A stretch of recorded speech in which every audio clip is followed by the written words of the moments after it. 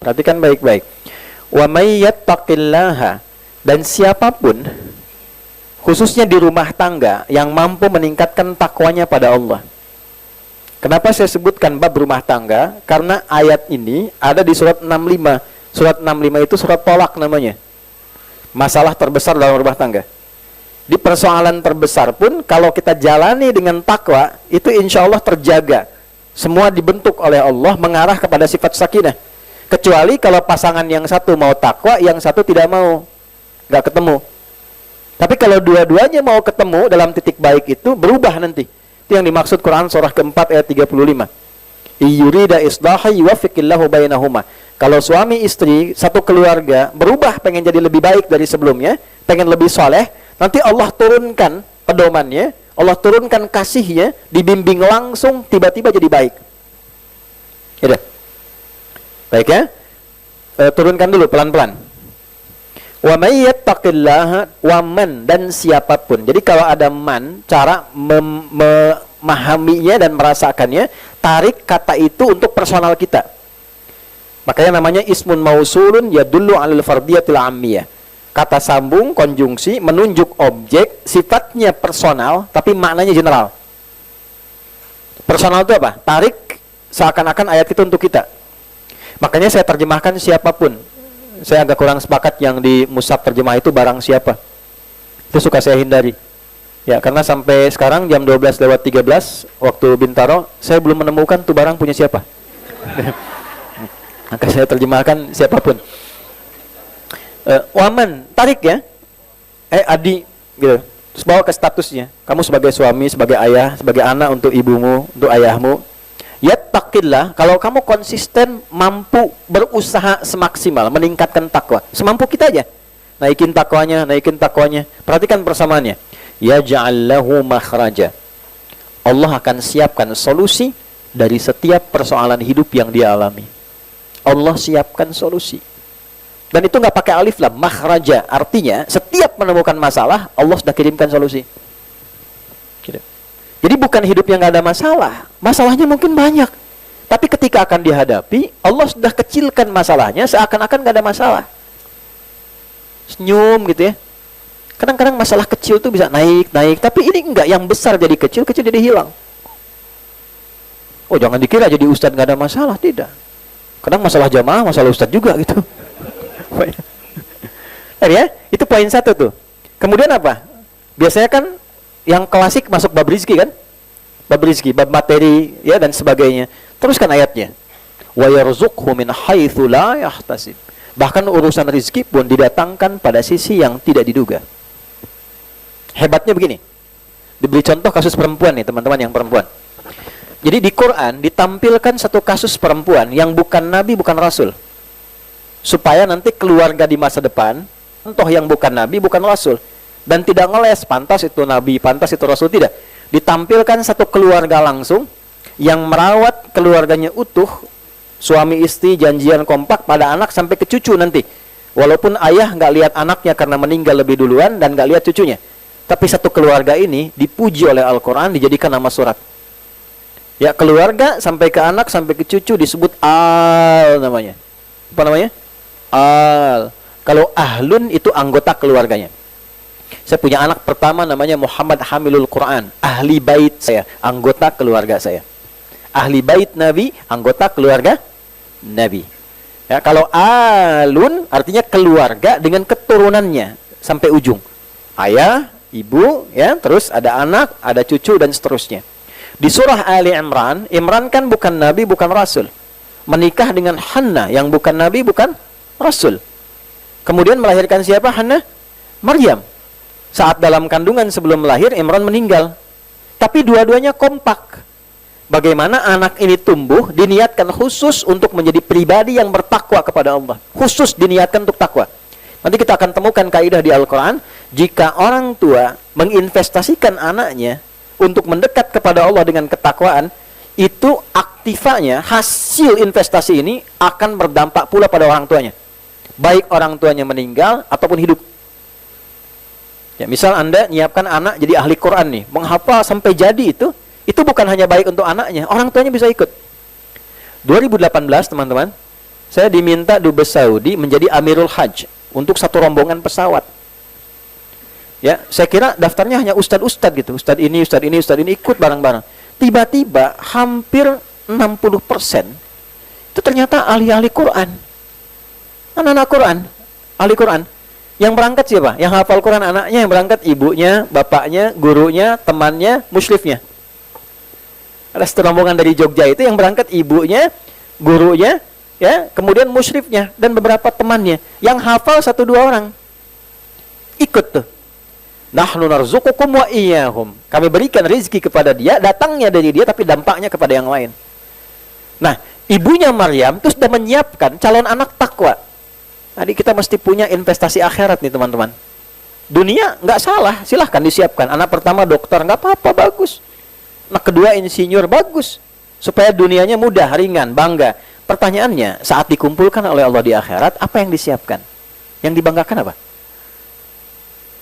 Ada nggak satu dari anggota keluarga yang jadi andalan kita saat dihisab nanti? Dia bawa kita tuh. Sudah ke situ belum? Nggak apa-apa, jangan kehilangan dunia, juga tidak kehilangan akhiratnya. Dokter yang hafal Quran, ada contohnya? Ada. Imam Syafi'i, pakar di bidang kedokteran. Ibnu Sina, pakar di bidang kedokteran. Tapi hafal Quran juga, hafal hadis juga. Sayyidah Aisyah itu pakar di bidang kedokteran, jangan salah. Sayyidah Fatimah, pakar di bidang keperawatan. Baca sirahnya. Ya, itu pakar di bidangnya.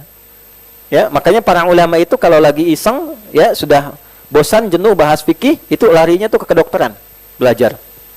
Rata-rata itu, umumnya demikian. Balik ya, kembali lagi, maka disiapkan khusus dak dalam kandungan tuh, dinazarkan, dari namanya aja sudah disiapkan. Kalau laki-laki, harapan kan pengen laki-laki itu, tapi lahir perempuan. Ya, idh qalat imra'atu Imran rabbi inni nazartu laka ma fi batni muharrara fataqabbal minni.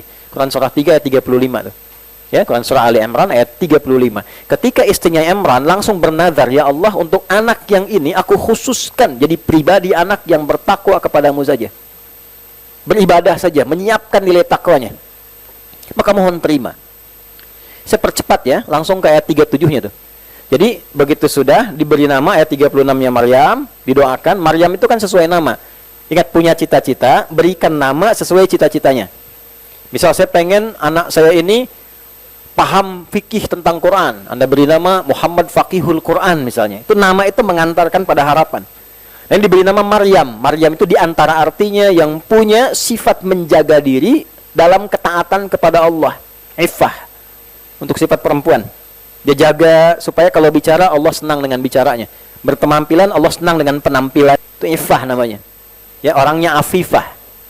Laki-lakinya afif. Ya? Oke, kembalikan. Apa yang terjadi? Lihat ayat 37-nya. Paling kiri sebelah bawah tuh di mushaf. Fataqabbalaha rabbuha biqabulin hasanin. Maka ikhtiar orang tua itu diterima oleh Allah. Wa ambataha nabatan hasana. Maka anak itu perawatannya dipantau langsung oleh Allah. Wa kafanaha Zakaria. Walaupun secara ikhtiar ada pengajarnya. Teman-teman berikhtiar nih, anak saya pengen jadi anak yang baik, yang saleh. Saya siapkan nih, gurunya si Fulan, titipin di RKM ngaji misalnya. Ya kan? Walaupun ikhtiarnya Ustadz Fulan yang ngajarin, tapi Allah rawat, diperhatikan. Segala kebutuhannya, kebaikannya, macam-macamnya dan sebagainya. Kullama dakhala 'alaiha Zakaria al-mihraba wajada 'indaha rizqa. Ini poinnya. Setiap gurunya, pendampingnya Nabi Zakaria, itu kan pamannya, mengantarkan kebutuhan Maryam, itu sudah ada di tempatnya. Kan disiapin tempat nih untuk ibadahnya. Nah, ini bawa ke rumah, teman-teman. Namanya mihrab. Ya, mihrab itu tempat khusus yang memang diproyeksikan untuk meningkatkan ibadah saja. Ya, tidak harus satu tempat. Dan punya dua keunikan mihrab tuh, dua keistimewaan. Satu, mempercepat terkabulnya doa. Dua, mempercepat datangnya rizki yang bahkan dinilai sulit. Ya. Jadi ya, kenapa imam itu di mihrab mengimami? Karena imam itu pemimpin sholat, pemimpin doa, diharapkan doanya cepat dijawab. Karena itu ada kualifikasinya, nggak semua bisa jadi imam. Ada fikihnya. Anda boleh jadi mudir di kantor, pimpinan, tapi belum tentu jadi imam di masjid. Ya, ada kualifikasinya. Dulu saya waktu pimpin pesantren di Jakarta, bagus. Ada ex dari para pimpinan di kantor itu, pengen jadi imam.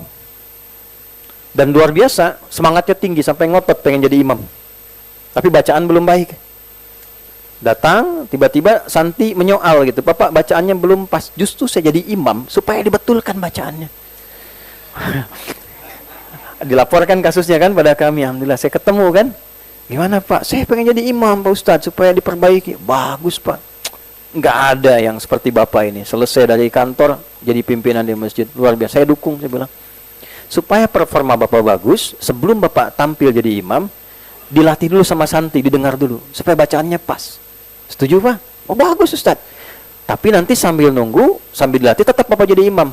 Zuhur dan asar khusus. Yang penting kan nggak turun status. Ya, statusnya tetap imam kan? Status tetap imam. Gitu. Maka tidak ada ketersinggungan, tidak turun status, tetap imam. Nanti setelah lebih bagus baru naik maghrib. Selang maghrib, isya, subuh, itu yang imamin dari kami, Santi. Setelah bagus kita perkenankan. Pak, udah bagus bacaan. Udah yang ada aja lah. Tapi sekarang pada jadi imam. Bagus ya. Nah balik tuh. Jadi kenapa ada mihrab? Salah satu makna dalamnya bukan sekedar tempat imam.